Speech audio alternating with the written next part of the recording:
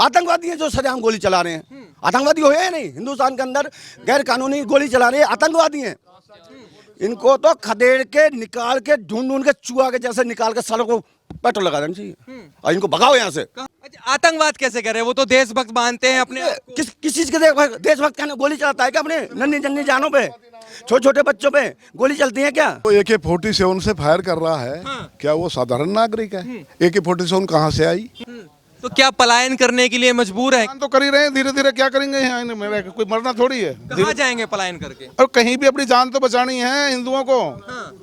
कोई गुड़गांव जाए, कोई दिल्ली जाए, कहीं जाएगा अपनी जान तो बचाएगा इनसे। यहाँ से सारी फैसिलिटी लेते हैं। फैसिलिटी लेने के लिए हिंदुस्तानी है, बाकी ये सब पाकिस्तानी है। पाकिस्तान जिंदाबाद के नारे लगाते हैं हमेशा। ये इन्हें कोई लेना देना नहीं है हिंदुस्तान से, कोई लेना देना नहीं। कोई लेना देना नहीं है। ये बकवास है। ये दिखाते हैं दुनिया को मंच पे खड़े होकर हम तो हिंदुस्तानी है, फलाना संविधान के तहत रहेंगे, ये रहेंगे। कुछ तो कहते हैं हम तो संविधान की बात मानते हैं। हिंदुस्तान का संविधान लागू नहीं होता मेवात में। अब हम काफी 20% लोग जा चुके हैं, तो लोग क्या करेंगे? मतलब पलायन हो रहा है। पलायन हो रहा है हिंदुओं का। हिंदू बच्चा कितना परसेंटेज है, वो चीज आप देखिए।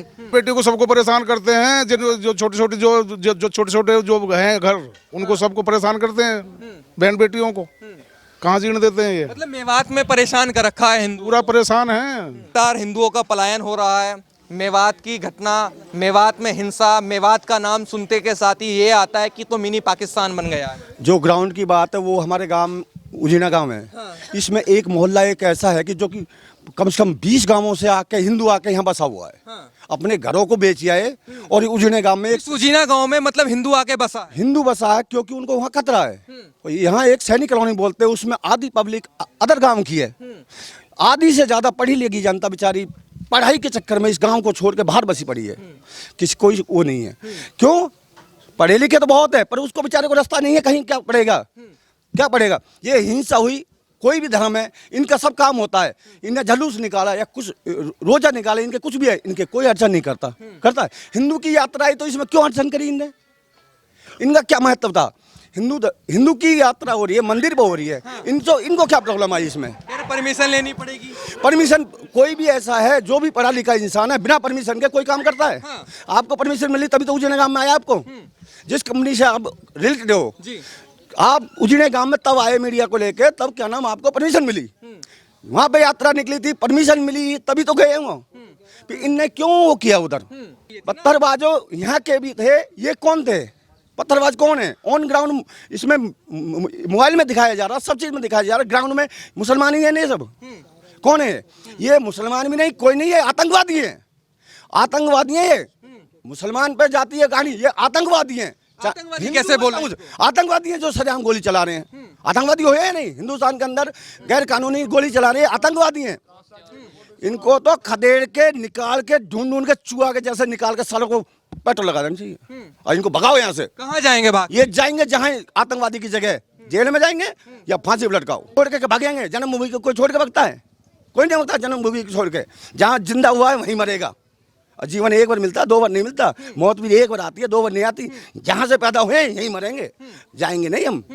पर बच्चों को कहना पढ़ाएंगे, पढ़ने के लिए, उनकी सुविधा के लिए। बच्चों को परेशानी हो रही है, माँ बाप कहीं पढ़े हैं, बच्चा कहीं हॉस्टल में पढ़ रहा है, तो उसका कितनी चिंता होती है।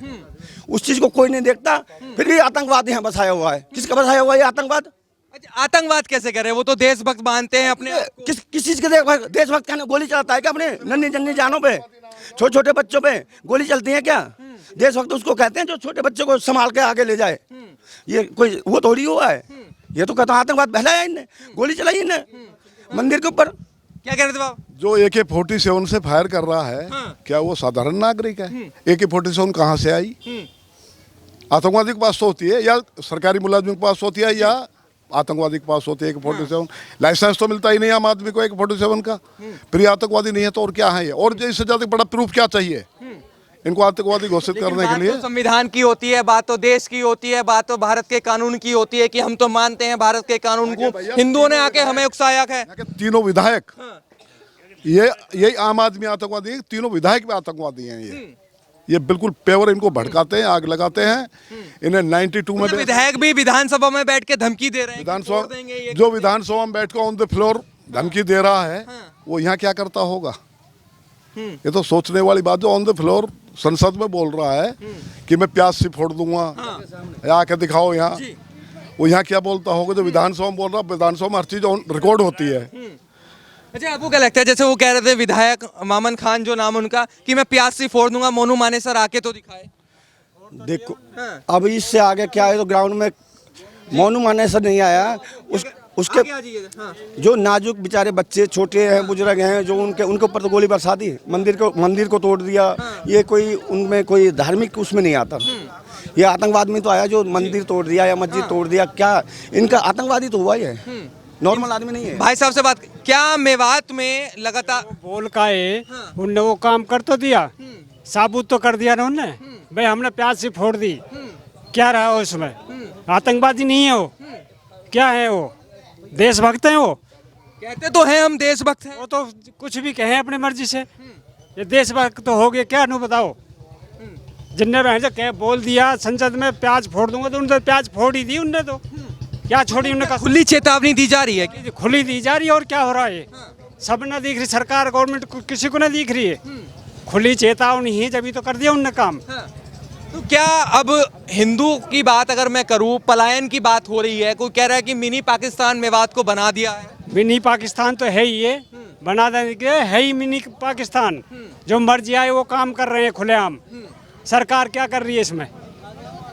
उनके मन में ये चल रहा है कि हिंदू यहाँ से पलायन कर जाएं, यहाँ के जो भी धंधे बिजनेस है सारा हमारा हो जाए, इनकी जमीन जायदाद मकान दुकान है जो सब हमारे हो जाए। इनको भगाना चाहते हैं हिंदुओं के यहाँ से, हिंदुओं को भगाना चाहते हैं। तो क्या मेवात से हिंदू अब पलायन करेगा क्या? यहाँ पे 20% हिंदू रहा है ही कहाँ यहाँ पे हिंदू, मतलब 20% हिंदू रहा। हाँ 80% है, इनके बीच में कैसे रह सकता 20% आदमी? क्यों नहीं रह सकता 20% हिंदू 80% के बीच में? आप लोगों ने देखा नहीं है क्या हुआ है? शांतिपूर्ण यात्रा निकाल रहे थे, शांतिपूर्ण यात्रा पे कितना बवाल किया इन्होंने। किसी कह रहे हुड़दंग मचा रहे थे, हिंसा करने के लिए हिंदू आए थे। दुनिया में ये तो रिकॉर्डिंग है, सब चीज, प्रेस वाले भी थे, सभी थे। कोई है उनका वीडियो ऐसा, उसको दिखाओ वीडियो, अगर कोई ऐसा है तो। अगर हुड़दंग का कोई वीडियो है तो उसको दिखाओ कहाँ है। कह रहे मोनू मानेसर ने कहा था कि मैं मेवात में आऊंगा, मैं नूह में आऊंगा, मैं उस यात्रा में शामिल होऊंगा। नूह पाकिस्तान में है क्या जो वीजा लेना पड़ेगा उसका? कोई कहीं भी जा सकता है, हिंदुस्तान में है नूह। हिंदुस्तान में है नूह, हाँ, लेकिन वो कह रहे वीजा लेना पड़ेगा, मतलब हमारी आज्ञा लेनी पड़ेगी आपको आने के लिए। फिर तो इसको अलग देश डिक्लेयर करा लो, बोलो इसको अलग देश डिक्लेयर करा लो। अगर वीजा की चाहत रखते हो तो फिर इसको हिंदुस्तान में क्यों रह रहे हो? हिंदुस्तान से क्यों सारी फैसिलिटी को ले रहे कुछ लोग कहते हैं कि मेवात मिनी पाकिस्तान बन गया है। वो तो दिख रहा है, आप लोगों को नहीं दिख रहा है। ऐसा तो पाकिस्तान में भी नहीं होता हिंदुओं के साथ जैसा यहाँ पे हुआ है। आप क्या कहेंगे भाई साहब, उस दिन जो हिंसा हुई उसके बाद से क्या गांव वाले गुस्से में हैं? गांव वालों का क्या रुख है? देखिए, धार्मिक हमारी जो परंपरा है, जिसको लेके हमारी शोभा यात्रा निकलनी थी, उसको लेके शांतिपूर्वक सब कुछ चल रहा था। लेकिन जैसे ही शोभा यात्रा हमारे नूह में पहुंची है और वहाँ पे उस उपद्रवियों ने जो उपद्रव दिखाया है, तो उसके लिए सभी में रोष है, सभी में रोष है। सभी में रोष है। लेकिन क्या है कि कोई भी धार्मिक चीज़ें जब हिंदू समाज की होती है ना, तो उसमें यही अड़चनें पैदा होती हैं। वहाँ पे पाकिस्तान जिंदाबाद के नारे लगे हैं, वो चीज़ें आपने देखी हैं, वीडियोज़ हैं उसके। तो जो उपद्रवी हैं उनको ज़्यादा से ज़्यादा ऐसा कुछ हुआ है। अच्छा, वो कह रहे हैं कि मोनू मानेसर यहाँ इस यात्रा में शामिल होने के लिए आ रहा था, उसको चेतावनी दी गई थी कि हम आने नहीं देंगे, फोड़ देंगे तुझको। ऐसा कुछ नहीं है, लोग सब आज़ाद है, आज़ाद हिंदुस्तान है, आने के लिए किसी के लिए कोई मनाही नहीं है। बट उनकी कुछ प्रॉब्लम थी जो नहीं आ पाए, तो ऐसा कुछ नहीं है कि क्या लगता है अब यहाँ पर परमिशन लेनी पड़ेगी यात्रा करने के लिए हिंदुओं को? देखो, इसके लिए भी, शोभा यात्रा के लिए भी 6 महीने पहले ही प्रशासन से वो ले चुके थे। लेकिन उसके बाद ही प्रशासन को पता था सारा कुछ, लेकिन उसके बाद भी ये कुछ हुआ, तो इसमें गलती किसकी? प्रशासन की गलती है ना। तो ऐसा कुछ नहीं है। बाकी जो भी चीज़ें हैं, जो पुलिस प्रशासन को तो पुलिस प्रशासन की परमिशन तो थी, लेकिन वो चाहते थे कि उनकी भी परमिशन ली जाए, वरना यात्रा में जो हुआ है वो सबने देखा है। ऐसा कुछ नहीं होना चाहिए। हर आदमी स्वतंत्र है अपनी आज़ादी के लिए, धार्मिक आज़ादी है हमारे पास। कोई भी जुलूस है या कोई भी हमारे त्योहार हैं, तो इस तरह से तो ये हिंदुओं को ना दिवाली मनाने देंगे ना होली मनाने देंगे। ये तो जो पॉलिटिकल दबाव हैं या कुछ ऐसी चीज़ें हैं जो ये उपद्रवी आगे आए हैं। अच्छा, कुछ लोग पलायन करने को मजबूर हो गए हैं, वो कह रहे हैं कि अब हम इस मेवात में नहीं रहेंगे, ये मिनी पाकिस्तान बन चुका है, 20% हमारी आबादी रह गई है, 80% ये हो गए, मजबूर हैं लोग पलायन करने के लिए। तो क्या धीरे धीरे पलायन शुरू हो जाएगा ऐसी? मतलब देखिए अभी जैसे हमारे अंकल जी ने बताया था कि 20% लोग पलायन कर चुके हैं। अब जो गरीब तबका के लोग हैं वो क्या करेंगे कि यहाँ पे एक तो धंधे रोजगार नहीं है, उसके लिए हमें गुड़गांव जाना पड़ता है या तावड़ू जाना पड़ता है। सेकंड चीज़ ये होती है कि ये लोग इतना प्रेशराइज कर देते हैं उस चीज़ को लेके कि जो ट्रैफिक है या जैसे छोटे मोटे गाँव हैं तो उन लोगों को वो चीज़ों के लिए भी ज़्यादा वो चीज़ कर देते हैं। अब हम काफ़ी 20% लोग जा चुके हैं तो वो लोग क्या करेंगे? मतलब पलायन हो रहा है लगातार। पलायन हो रहा है हिंदुओं का। हिंदू बच्चा कितना परसेंटेज है वो चीज़ आप देखिए। तो आप क्या कहेंगे अंकल जी, मेवात से हिंदू पलायन करने के लिए मजबूर है? ये मेवात से तो जो नीची जाति है ना, गांव में रहते तो पूरे मुसलमान बना दिए, बाकी नहीं तो भगा दिए। है ही नहीं नीची जाति का तो मुसलमान गांव में एक भी नहीं है। आधे मुसलमान बना दिए और आधे कहीं ना कहीं सेट हो अच्छा, गए। पलायन क्यों हो रहा है, क्या वजह रहती ये है? पूरे मुसलमान बनाने चाहते हैं, जैसे मान ले पाकिस्तान में हो रहा है ना, ऐसे कदर बिल्कुल ये चाहते हैं। मेवात क्या पाकिस्तान बनता जा रहा है? कुछ लोग पाकिस्तान से फालतू है मेवात, मिनी पाकिस्तान है ये सबसे ज्यादा। इसमें तो पाकिस्तान से फालतू कैसे हो गया? अगर बीजेपी का राज नहीं होता तो इसमें निकल ही नहीं सकते थे, हिंदू तो जा ही नहीं सकते थे अंदर, इतनी हालत खराब थी इसकी। तो मतलब मेवात की इतनी हालत खराब कर दी है कि हिंदू जा नहीं सकता। और क्या, बिल्कुल नहीं जा सकता। हर आदमी को लूट लेते हैं, हर आदमी कुछ ना कुछ करते थे, कोई पूछता ही नहीं है। बिल्कुल क्रिमिनल कॉल है, बिल्कुल ज्यादा से ज्यादा मतलब डर के रहता है हिंदू मेवात में। डर के ज्यादा डर के रहता है। एक हमारा गांव हिंदू का यही है, थोड़ा सा इसमें तो दबा दबा रहता है, नहीं तो बाकी में मुसलमान हिंदू छोड़े ही नहीं इनने एक भी। नूंह में तो भगा दिए, गांव में एक भी नहीं है मुसलमान हिंदू। मुसलमान गांव में हिंदू एक भी नहीं है, कोई एक आध दो है बस। अच्छा, आपने देखा होगा कि अगर जहाँ हिंदू बहुल्य गांव है वहां पर मुस्लिम आजादी से मस्त रहता है, सबके साथ मिलजुल के रहता है। लेकिन वहीं अगर मुस्लिम बहुल्य गांव में हिंदू का घर हो तो परेशान करते हैं, वो भागने के लिए मजबूर हो जाता है। ऐसी क्या वजह है? मतलब भाई उसको तंग करते हैं, ये कह दो भगे यहाँ से, इसकी जमीन हड़प ले, सब चीज लगे, जैसे क्या मुसलमान बढ़ जाए, हमारी तादाद ज्यादा बढ़ जाए, इसलिए करते हैं ये। इसलिए करते हैं। बहन बेटी भी सब। क्या अंकल जी? बहन बेटी को सबको परेशान करते हैं। जो छोटे छोटे जो छोटे छोटे जो हैं घर, उनको सबको परेशान करते हैं, बहन बेटियों को कहाँ जीने देते हैं ये। मतलब मेवात में परेशान कर रखा है हिंदू। पूरा परेशान है, पूरे हिंदू जो है मेवात में परेशान है इनसे। इनकी मनमानी है, जहाँ मर्जी कुछ भी करो ये। तो क्या पलायन करने के लिए मजबूर है? पलायन तो कर ही रहे हैं, धीरे धीरे क्या करेंगे यहाँ इनमें रह के, कोई मरना थोड़ी है। कहाँ जाएंगे पलायन करके? और कहीं भी अपनी जान तो बचानी है हिंदुओं को। कोई गुड़गांव जाए, कोई दिल्ली जाए, कहीं जाएगा, अपनी जान तो बचाएगा इनसे। मुझे क्या लगता है कितने प्रतिशत लोग यहाँ से धीरे धीरे खाली हो चुके भाई धीरे धीरे जाते ही हैं, अब क्या करें यहाँ, जाते जाते धीरे धीरे क्या करें। कोई धंधा यहाँ है नहीं, जाएंगे बाहर, सब बाहर जा रहे हैं, क्या करें। तो मेवात में अब हिंदू का रहना मुश्किल हो रहा है। मुश्किल ये तो आपको पता है, मुश्किल ही है जी। क्या मिनी पाकिस्तान बना दिया है? पाकिस्तान तो बना हुआ, आज से बन रहा है, बहुत दिन से बना हुआ है। तो मिनी पाकिस्तान, नारे इनके पाकिस्तान के लगाते हैं, ये रहते हिंदुस्तान में, खाते हिंदुस्तान में, नारे लगाते हैं ये पाकिस्तान के। अच्छा, ऐसा क्यों करते हैं? लेकिन जब बात आती है कि हम तो इसी देश के रहने वाले हैं, ये देश हमारा है, हमारे बाप की जागीर है, क्या आप क्या कहेंगे? कोई ये फर्जी बात करते हैं दुनिया को दिखाने के लिए।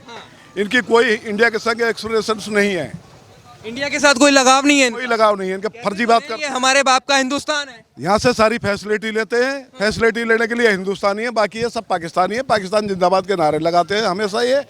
इन्हें कोई लेना देना नहीं है हिंदुस्तान से, कोई लेना देना नहीं। कोई लेना देना नहीं है। ये बकवास है, ये दिखाते हैं दुनिया को मंच पे खड़े होकर हम तो हिंदुस्तानी है, फलाना संविधान के तहत रहेंगे, ये रहेंगे। कुछ तो कहते हैं हम तो संविधान की बात मानते हैं। हिंदुस्तान का संविधान लागू नहीं होता मेवात में, मेवात में हिंदुस्तान का संविधान लागू नहीं होता। कहाँ का संविधान चलता है? तो इनका अपना संविधान है, इनका लठ का संविधान है, जो ये चाहते हैं वो होता है। यहाँ कोई कानून व्यवस्था कुछ नहीं चलता है यहाँ तो पर। मेवात में कोई कानून व्यवस्था नहीं है, कोई संविधान की बात नहीं हो रही है। कोई भी संविधान की बात नहीं होती, कोई भी बात ढंग की नहीं होती। यहाँ से हिंदुओं को भगा रहे हैं, सारे उनके जमीन जायदाद को हड़प रहे हैं, मकान दुकान को हड़प रहे हैं। जो छोटा मोटा कोई धंधा हिंदू करता है, दुकान को खोलता है, उसकी दुकान को लूट लेते हैं, उसकी बहन बेटियों को उठा लेते हैं। ये धंधा है। मतलब बहन बेटियों को उठाया जा रहा है, दुकानों को लूटा जा रहा है। कम से कम 150 गाँव तो हिंदू विहीन हो गए हैं मेवात से, जिनमें कोई हिंदू है ही नहीं, कोई एक भी हिंदू नहीं है। कुछ गाँव में किसी में एक घर है, किसी में 2 घर हैं, किसी में 3 घर। अच्छा, तो क्या लगता है सरकार का क्या रुख रहता है? क्या सरकार कोई एक्शन नहीं ले रही इसको लेकर कि लगातार हिंदू वहीन गांव होते जा रहे हैं? इससे पहले की जो सरकारें थी ना, उनका पूरा आशीर्वाद था इनके साथ। इस सरकार ने थोड़ा कुछ किया है, इतना तो नहीं किया जितना करना चाहिए, लेकिन इस सरकार ने पहले से बेहतर किया। अच्छा, हिंदुओं का पलायन हो रहा है, लेकिन कुछ लोग ये भी कह रहे हैं कि जैसे यूपी में योगी जी की सरकार है ना, वैसी सरकार हरियाणा में भी होनी चाहिए, तभी पलायन रुक सकता बिल्कुल, जब भी पलायन रुक सकता है। एकमात्र उपाय इसका ये है, है। एकमात्र उपाय इसका बुलडोजर है, बुलडोजर है बस। और मेवात अब बुलडोजर मांग रहा है। बिल्कुल मांग रहा है।